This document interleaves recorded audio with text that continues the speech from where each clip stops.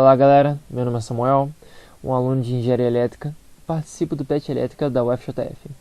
Hoje a gente vai ter mais uma aula da nossa série de vídeos sobre instalações elétricas residenciais, com o tema de hoje sendo eficiência energética. Mas antes, se você já é inscrito no nosso canal e gostou do tema dessa aula, deixe seu like no vídeo, comente e compartilhe com seus amigos que nos ajuda muito.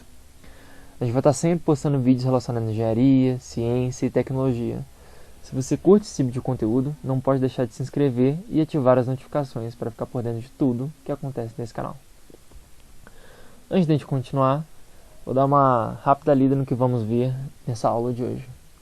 Primeiro, uma introdução rápida do que é eficiência energética, alguns conceitos básicos, incluindo como se ler um relógio medidor de energia, o que são bandeiras tarifárias, diferença de tarifa convencional e tarifa branca, algumas dicas de como tornar sua casa mais eficiente, o gasto de energia no Brasil e, numa futura aula, o simulador de consumo da CEMIG.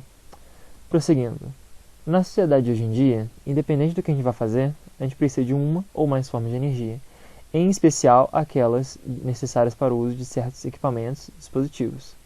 Alguns exemplos: energia química da gasolina para dar partida em um motor de carro, eletricidade para acender uma lâmpada, carregar um celular. Todos esses aparelhos convertem energia de uma forma para outra. Claro que essa transformação não é perfeita, sempre há uma parte que volta para o meio ambiente. Voltando nesse exemplo da lâmpada, a sua função é basicamente de iluminar o ambiente. Logo, quando ela se transforma a energia elétrica em energias luminosa e térmica, a parte da eletricidade dissipada na forma de calor foi, entre aspas, perdida, pois não cumpriu o trabalho que a gente precisava. Logo, uma forma de analisar a eficiência da lâmpada é dividir a energia luminosa pela elétrica. Dessa forma, quanto mais energia elétrica é transformada em luminosa e menos em térmica, mais eficiente é a nossa lâmpada. Porém, mesmo se a gente tiver a lâmpada mais eficiente do mundo, do que adianta se ela ficar ligada em um quarto vazio? Ou roupa secando na grade de refrigeração de uma geladeira? Ou um chuveiro ligado por 30 minutos? Não importa quão eficiente um equipamento seja, se o seu usuário não utilizá-lo de forma racional e eficiente. E com essa ideia eu trago essa resposta para a pergunta: o que é eficiência energética? A utilização racional da energia, chamada simplesmente de eficiência energética, consiste em usar de modo eficiente qualquer forma de energia para se obter um determinado resultado. Prosseguindo com alguns conceitos básicos, já vistos em aulas anteriores, mas só para relembrar. Potência ativa é a potência que efetivamente realiza um trabalho, é medida em kW. Consumo é uma determinada quantidade de potência consumida em intervalo de tempo em horas, expresso em kWh. Demanda, valor médio da potência instantânea, solicitada pela instalação em um período de tempo determinado, geralmente uns 15 minutos. Fator de carga é a razão entre a demanda média e a demanda máxima da unidade consumidora, ocorridas no mesmo intervalo de tempo, mede a uniformidade do consumo de energia elétrica. Fator de carga é um indicador de um melhor aproveitamento da energia elétrica consumida pela instalação. Quanto mais próximo de 1 é o fator de carga, mais racional e econômico é o uso da energia. Aqui está a fórmula do fator de carga, que é o consumo total, que no caso aqui seria o seu consumo mensal de energia, sobre a demanda máxima vezes o tempo. Isso aqui vai dar a demanda média sobre a demanda máxima, ambas em kW. Outra parte interessante do fator de carga é que quanto maior for o seu valor, menor é o preço da energia. Está aqui a fórmula do preço médio em real por kWh, é o valor da sua fatura, dividido pela demanda máxima, vezes o tempo, vezes o fator de carga. Gente, só lembrando que demanda máxima é o valor máximo da demanda, medido em intervalo de 15 minutos durante um tempo, que nesse caso aqui seria um mês. E agora que eu falei disso aqui do preço médio, você deve estar pensando: ué, como é que eu faço para aumentar esse trem? E eu te digo aqui. Uma das formas de fazer isso é diminuir o pico dessa demanda, mantendo o consumo. Isso significa um gerenciamento correto no uso dos equipamentos. Use em horários mais diversos, evitar concentrar o consumo num certo período, evitando assim picos muito distantes do valor da média. E obviamente não vamos esquecer da troca de equipamentos antigos por novos, mais eficientes.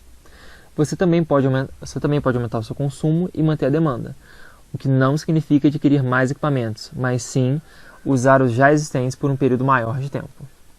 Agora vamos falar um pouquinho sobre relógio medidor de energia, Não vou explicar o funcionamento deles aqui, mas vou focar em como lê-los. Mas antes, só alguns cuidados. Quando você for ler o medidor, mantenha a distância do equipamento e seus acessórios. Jamais toque nos fios e partes metálicas do medidor. E também não permita a presença de crianças. Agora, há 3 medidores de energia.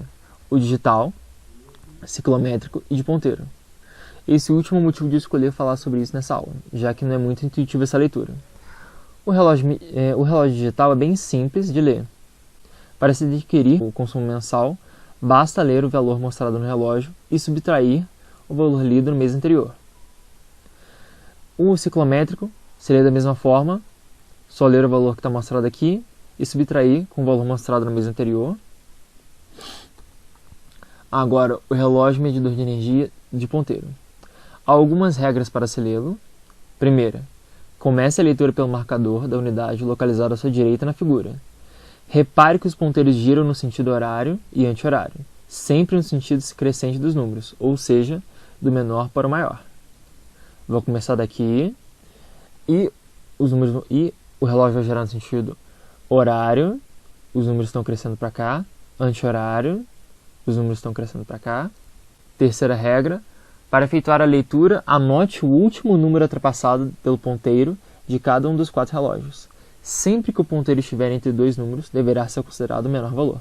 Para fazer o cálculo de seu consumo parcial, você deve subtrair da leitura atual a última leitura do mês anterior, que consta no campo leitura, no texto informações de leitura da sua conta de energia elétrica. Agora, vamos para um exemplo simples. A gente tem aqui 2 leituras do mesmo medidor de energia. Vamos pegar aqui a leitura do mês atual. Vamos começar pelo relógio mais à direita. O ponteiro está indicando aqui o valor 3. Esse vai ser o primeiro dígito dos 4. No próximo relógio, o ponteiro está apontando para o 8. No terceiro relógio, o ponteiro está apontando entre 8 e 7. Então pegaremos o menor valor, que é 7. E no último aqui, entre 2 e 3. Vamos pegar 2, que é o valor menor.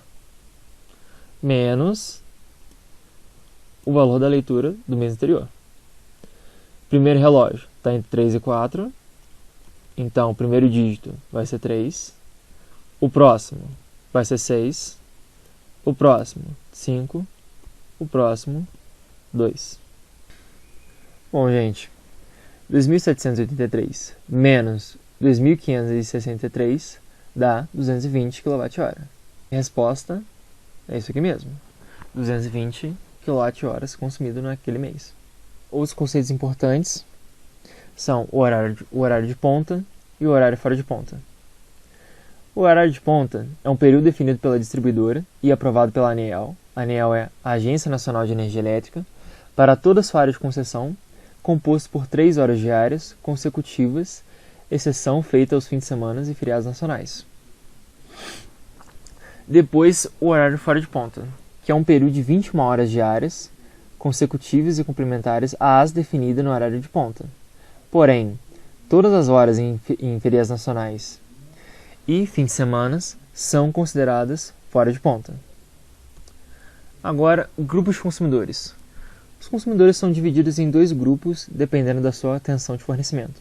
Um grupo de alta tensão, que é o grupo A, são, por exemplo, indústrias, shopping centers, supermercados, etc. E o grupo B, que é o baixa tensão de fornecimento. B1 é o residencial, B2 rural, B3 demais classes e B4 é a iluminação pública. Bandeiras tarifárias. A bandeira tarifária serve de indicador se haverá acréscimo ou não no valor de energia a ser repassado para o consumidor em função das condições de geração de energia no país. Todos ligados ao Sistema Interligado Nacional, o SIN, estão sujeitos a ela, exceto aqueles em sistemas isolados. Com as bandeiras, a conta de energia passa a ser mais transparente e o consumidor tem informação no momento em que os custos da geração aumentam. Basicamente, a bandeira em si não interfere em nada no valor da conta, só é um indicador para o consumidor para ele saber quando haverá aumento nas tarifas. Temos 4 tipos de bandeiras. Bandeira verde indica condições favoráveis de geração, a tarifa não sofre acréscimo. Bandeira amarela, condições de geração de energia menos favoráveis. tarifa que sofre um acréscimo pequeno, bandeira vermelha patamar 1, condições custosas de geração de energia, a tarifa sofre acréscimo, maior que o da amarela, e a bandeira vermelha patamar 2 indica condições ainda mais custosas de geração de energia, e ocorre um acréscimo maior ainda para cada kWh consumido. Com isso dito, vamos falar das modalidades tarifárias, que são a convencional e a branca. A tarifa convencional está indicada por essa linha azul aqui dia de semana e aqui fim de semana, cobra um valor fixo do consumo de energia elétrica, independente da hora do dia. Essa modalidade está disponível para todos os consumidores do grupo B. Já a tarifa branca, apesar de só cobrar um valor do consumo de energia elétrica, esse já não é fixo. Dependendo da hora de utilização da energia, essa vai sair mais cara ou mais barata. E não está disponível para o subgrupo B4 e para a subclasse baixa renda do subgrupo B1. Como vocês podem ver aqui na imagem, há 3 tipos de coluna, cada uma representando uma hora do dia. As 3 laranja representam o horário de ponta em que o preço das tarifas são mais caros.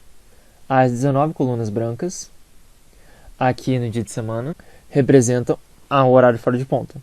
E essas aqui, as 2 cinzas, representam o horário intermediário, que só serve para a tarifa branca. O intermediário 1 começa logo antes da primeira hora do horário de ponta, e o intermediário 2 começa logo após a terceira e última hora do horário de ponta. Como está mostrado aqui na imagem, o valor das tarifas nas 19 horas, no horário fora de ponta, está significativamente menor que o valor da tarifa convencional. Já os valores na ponta e no horário intermediário são bem maiores. Algo feito propositalmente a fim de incentivar o consumidor a deslocar o seu consumo para os horários fora de ponta. Como eu disse antes, a tarifa convencional é a tarifa única de consumo de energia elétrica, independente das horas de utilização do dia, e está disponível para todos os consumidores do grupo B. E a tarifa branca, tarifa diferenciada de consumo de energia elétrica de acordo com as horas de utilização do dia. Não está disponível para os subgrupos B4 e para a subclasse baixa renda no subgrupo B1. A adesão é uma opção do consumidor e a solicitação deverá ser atendida pela distribuidora em até 30 dias.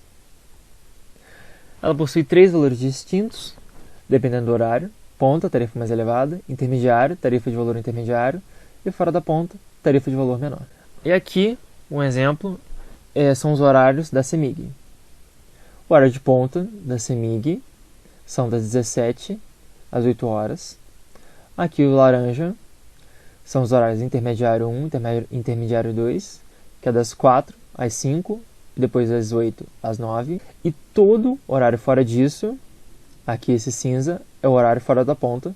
Isso equivale nos dias de semana, porque já no fim de semana e feriados nacionais, toda hora é horário fora de ponta. Por fim, o consumidor pode retornar à tarifa convencional a qualquer momento e deve ser atendido pela distribuidora em até 30 dias.